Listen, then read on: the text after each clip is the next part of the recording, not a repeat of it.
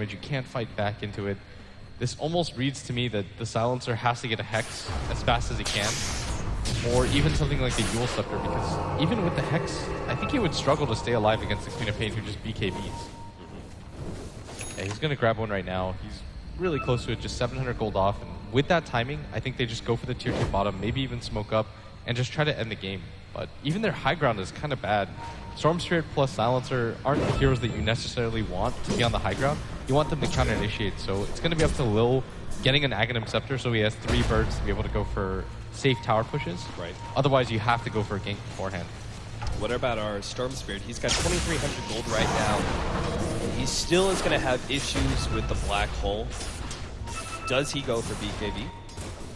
No. I think that the black hole is something you can't really play for, especially if you have a BKB, it doesn't matter. Right. Going for a Hex of your own is probably one of the better bets, just so you can get the Hex off on Puppey before he gets his Crimson Guard off. So double Scythe of Ice potentially for VP. See S4 now building into that sort of carry Queen of Pain, going the right-click damage build, Orchid, BKB, and now an Assault Cuirass. VP's team is going to be so hard, or Secret's team, sorry, is going to be so hard to fight into. You've got an Assault Cuirass and a Crimson Guard with a mech. Actually, Guardian Greaves. That team is just tanky. It's gonna be nearly impossible to cut through that with the physical damage that VP currently have. Like, they need their Lina to pretty much become a core at this point. And she is kind of on her way. FNG has Yule Scepter, Point Booster, and another 2,000 gold to start building into the Yags. Okay, so the Hex is completed. You probably just take control right now with the gem and then go for a kill. The Aegis is going to fade relatively soon. They have to make something happen on the map. Team Secret definitely know this, though. I mean, they're sitting so passively here in the middle lane. Same goes with bottom. S4 and Zai are essentially waiting for someone to show up. And if no one does, they'll start pressuring that tier 3. The issue is that VP don't want to leave this mid area, but at the same time, you can't ignore what's happening at bottom. Yeah. You don't want to waste the Aegis. And Illidan, there it is. Jump in, Arteezer, going to be able to grab him instantly. Hexed up, though, and G in some serious trouble. He's trying to get rid of that Aegis. The Global Silence is popped. And G will actually jump himself away. VP maybe waiting for the counter initiation. Arteezy came forward, lost his BKB. They're going to try and chain stun him down. Zai's actually been hit, and there goes immediately. The black hole's gone. Arteezy couldn't even get off his ultimate. DK Phobos left to S4. They've already taken 2. Can they get more? FNG gets popped by S4, but S4 is being controlled by G. He gets taken out. God, Puppey, he's going to be able to get away. No, he couldn't TP out in time. Illidan, he's going to go down to the right clicks to the illusions from the wall. Sadly, the carry of Virtus Pro falls, but it's still a great fight for VP. Yeah, they get G to neutral, Bloodstone charges. They get a lot of kills out of that. I mean, looking at the fight recap, it's almost a 2.5k network swing, and it's only Kuro right now that's at top lane to defend that. He wasted a BKB charge from Artur. He didn't get his ultimate off, and they do have buybacks, but you want to force those at this point. Yeah, one of the best things about winning that fight for VP was that it was right in front of Team Secret's base, and you can go immediately to pushing down these tier 3 towers, Orchid it up. Kuro just charges right in there. There's the backing, but Kuro's still going to be popped by this Orchid, and G has enough mana to be able to jump out if he needs to. He wants the tier 3 tower first. In fact, he might want Zai as well. Oh no, they've actually lost 2. G immediately TPs out, Lil to follow him. Arteezy couldn't get there in time for the Lucent Beam to stop that TP out. So 23-18 Virtus Pro. They need this win in game number 2 to stay alive in the International. And they do get a gigantic objective in that tier 3 at the top lane. Yeah, Illidan having that Hex allowed him to deal so much damage. He just cut through Zai so quickly, was able to Hex him up, unable to do anything after that point. DK Phobos has all the mobility items in the world. Your Storm Spirit has a full BKB now, and this is going to allow him to not get Hex up during the Shadow Shaman timing. I would have still liked to see the Hex, but I think in this time in particular, they know that Puppey doesn't have the black hole, so going for the BKB is fine here. That means that VP just go for it right now. No waiting, Virtus Pro already charging down that middle lane. Not waiting out another Aegis. They actually do have, is that the complete? Yep, complete Aghanim Scepter for FNG. And he almost has level 3 Laguna Blade on top of that. Secret, how many buybacks do they actually have? I think it's only the Enigma? Yeah, it's only the Enigma. Everybody else bought out. S4 will have his. He's only missing 100 gold for it, so he should be able to get a 3-man vacuum. Nice wall on top of that. Sonic Wave goes off, but VP are still taking enough to survive through this. Illidan will drop a little low thanks to that Orchid, but he's still able to get out. Secret desperately need to try and chase down these heroes, but they can't overextend. VP are ready for a response. In fact, now they've got S4. Yule Scepter, Light Strike Array, trying to burst him down as fast as possible. S4 does go down. He does not have the buyback. There goes DK Phobos! And goes Slam on 2! Trying to pop Arteezy to get Puppey as well.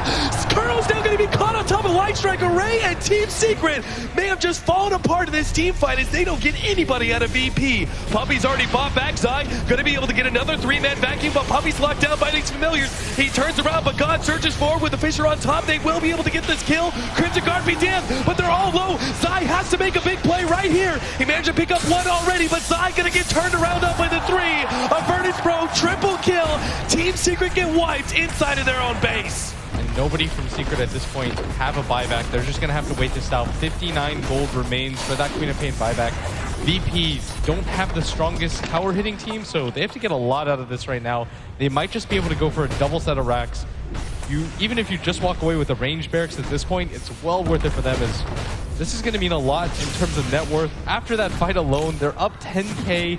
They're going to get this tier 3 tower minimum. The tower's going to follow, and S4 is not going to buy back, so this is probably going to mean double racks. Team Secret, 2 racks down by 37 minutes. It's rather early on into the game. Virtus Pro have so many items to pick up once they go back to base. Team Secret actually hoping to be able to catch somebody here with S4 jumping forward. Top of the BKB going straight for Illidan, but there goes that Aghanim Scepter. S4 is actually dropped a little low. God turns around instead of going for S4. He wants to pick off Kuro. Make sure there's no disables there and does get him. Arteezy chasing down FNG, but he couldn't even get that much. Now slowed down by the Rod of Atos side device. They're going to try and get the damage necessary. DK Phobos turns on to S4. Yule Scepter there, and Familiar. He needs it. 11 HP. Can't quite get it, but Arteezy, he's fighting up against DK Phobos, who makes a quick retreat with the Blink Dagger. S4, this is dangerous. If he wants it, he's got to play it perfectly, and he does decide to back himself away. They killed Illidan and only lost Kuro for it, so they got something, but it's still 2 racks down. I mean, they didn't get enough out of the retreat for Team Secret to really get themselves back into this game. The Storm Spirit has a fully completed Shiva's Guard if he wants, almost a fully completed Hex. He's going to go for that. 17 Bloodstone charges. You've got the level 3 ultimate on FNG with that Aghanim Scepter. You saw the Queen of Pain blink in, get Aghanim Scepter sapped by that Laguna Blade, instantly had to fall back. They can't really stop G anymore. And they need the BKB on Puppey to be able to succeed in a fight for once. This tier 2 tower bottom is even real low. And even if Team Secret can hold Arteezy choosing to go for the S and Y, that's very much an item that is worth something right now, but will not be worth that much later on into the game. This is very much focused on just staying alive. This will definitely slow down the carry potential of Arteezy for now. VP are just going to collect their next round of items, it seems. G is actually only 20 gold away from his Scythe of Vice that we talked about. And Illidan completed the BKB. They're going to run into each other. They're actually going to go for this one. Smoked up Team Secret. This is going to be the end here. As the jump in, already grabbing Puppey, Orchid it up. They're going to try and burst him down. No black hole opportunities, but he gets away with the Glimmer Cape. Now the Global Silence goods laid down. Kuro's going to fall to God. And Arteezy gets zapped by FNG, who turns around and gets the Light Strike Array. They chain stun down S4. Now Illidan, he's going to be able to fight up against Arteezy as well. Picks up that kill. GG! Virtus Pro will take game number 2 and keep their hopes alive in this tournament. Just masterfully played by them. That Roche Pit fight where they were able to keep things going, to get the Aegis multiple times on G, just outplaying Secret when it mattered. And I mean, that was about as close as it gets. That top fight cemented things for them, but Virtus Pro, well played. And this was a team victory. There was no real standout player here. Everybody just collectively worked together for this one. Absolutely. Virtus Pro showing what their true strengths are. Mid-game team fights and the teamwork that embodies that. Very well played. And we're going to have a game number 3, but we pass it off now to our analysts to talk about that epic game 2. Very good. Yes, absolutely epic game in game 2. And Team Secret find themselves at 1-1. Well played, Virtus Pro, coming back into that one. We've also got a new face on our panel as well. It's very nice to see you, Fogged. Thank you for joining us. How you doing? Doing all right. Yeah, you must be, in one way, obviously disappointed at not making the main tournament, but on the other hand, you must be thrilled at the way the wildcard teams are playing, because it kind of puts you in a better light, right? I guess so, right? Yeah. You could say that. Yeah. No, CDEC is, of course they're playing amazing, but Yeah. just being here and being able to watch the games is incredible. So Pretty I'm just happy to be here. Yeah. How much of that game did you manage to watch? You get all of that? I got to watch Yeah, every okay. single part of it. We've got a clip actually from 35 minutes, which sort of sums up where it all went wrong for Secret. It was earlier than that it went wrong, but this is bad for Secret. This is where they were completely outclassed, Should be outplayed. able to get a three-man vacuum. Nice wall on top of that. Sonic Wave goes off, but VP are still taking enough to survive through this. Illidan will drop a little low thanks to that Orchid, Really but nice he's still able to get out. Very Secret nice reset. desperately need to try and chase down these heroes, but Yeah, I they think can't this was overextend. the complete team wipe VP as well. are ready for Yeah. a response. In fact, now They they've force got the wards S4. out, and they Dual just Scepter, cause, Light yeah, Striker they make range, them trying to force them out of burst their base, and then, possible. yeah, S4 does go down. He overcommit gets by the Secret. There goes the gates almost. And then beautiful play by Phobos. Trying to pop Arteezy to get Puppy as well. Skirl's now going to be caught on top Do you of think that Light Secret Striker all range. thought that Team VP wouldn't Secret, pick Silence they have again, just considering fallen how apart it's in fared this for them in the team past fight. few They don't games? get anybody out of VP. I don't know. Puppy's already bought VP's the only backside. team that's really Gonna be picked it able to here. get another three-man vacuum, but Puppy's locked It in. didn't seem. I don't think that they show any fear. They just pick it no matter what. So I don't know.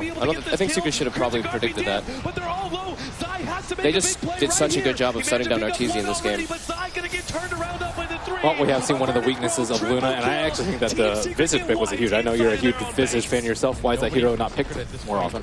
I mean, it depends on really the player. If you really enjoy playing it, and if it's like your niche pick, and that's really what Lil loves to play. We see him play it all the time, and he plays it phenomenal. There was a nice little stat in the middle of that game. How relevant this is, but Crimson Guard on Puppy. Apparently, he's never lost a game when he's used Crimson Guard on Enigma. But strike that one off the records. Yeah. That one's gone. His build-up was interesting, though. He rushed Glimmer Cape, I think it was, and then, he went the Vanguard first, right? And then into the Glimmer?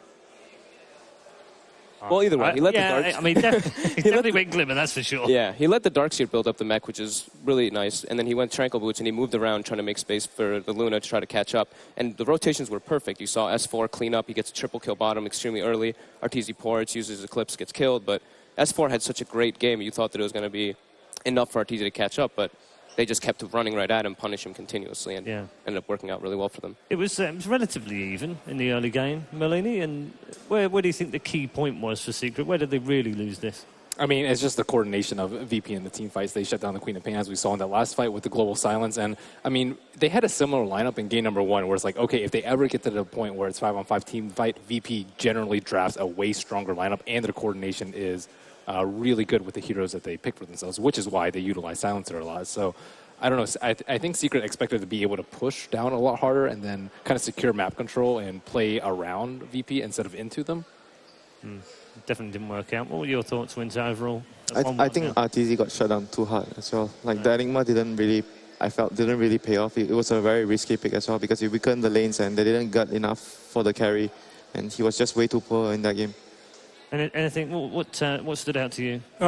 The Enigma pick, I think, was interesting. We were talking about it up in the suite about, okay, so you've got Luna who desperately needs farm, can't get by with a bad start, and then you have like Enigma as well. And people were saying that that Enigma wasn't really there for the black hole so much as all the other utility that he gives you. But I still think some of the black holes were good, or you can lock down Storm and stuff like that. But I just think overall VP executed way better than Secret in that game. Okay. Apparently, I think we have a new team lineup for Virtus Pro. I don't know whether we can show that. Can we? Yeah, there we go. Look, it's on the right hand side over there. Nice. It's beautiful. That looks so good. I've always wondered what you would look like. So have I, Paul. With I. hair like that. It's gorgeous, frankly, Ted. Well, Dreams. Only dreams. See, that's what happens when you upset people in production. Hey. What did you do to them? I said they could do that. I did. Oh. Yeah. They checked with me first. They were very polite. I would have just done it. Yeah, no, see, nice guy productions. So let's look forward to the third game then.